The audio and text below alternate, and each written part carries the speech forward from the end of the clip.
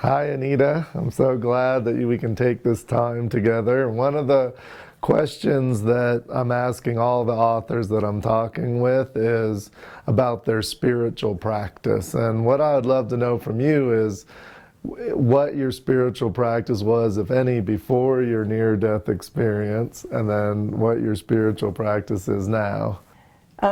My spiritual practice has actually changed a lot since my near-death experience, but my answer usually surprises people because I've actually become a lot more relaxed spiritually. So before my near-death experience, I used to believe that I had to work really hard at being spiritual. So I would actually work really hard at spending more time meditating or reading about spirituality, and I was very conscious about what is spiritual, what isn't spiritual.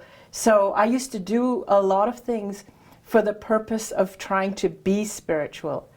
But since my near-death experience, what happened is that I realized that we are all spiritual. Whether we realize it or not, like it or not, we are all spiritual. If you are alive, if you exist, you're spiritual.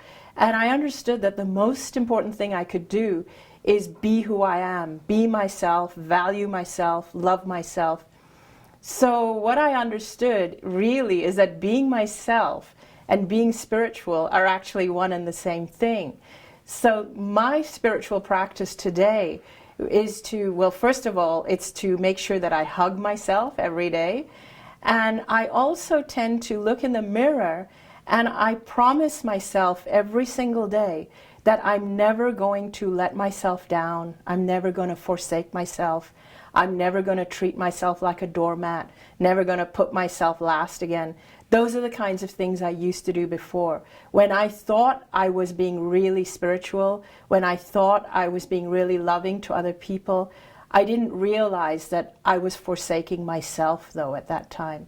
I was always putting myself last. And I realized that being spiritual actually means taking care of myself as well. And in doing that, I also don't even think about spirituality as being something separate from me. So I no longer think in terms of, oh, I need to make time to do spiritual things or to meditate or to think a certain way. I just go with the flow. And when I feel like meditating, I do. When I feel like connecting with nature, I do. And I'm just really relaxed about it. And I'm just being myself and loving myself as best as I can.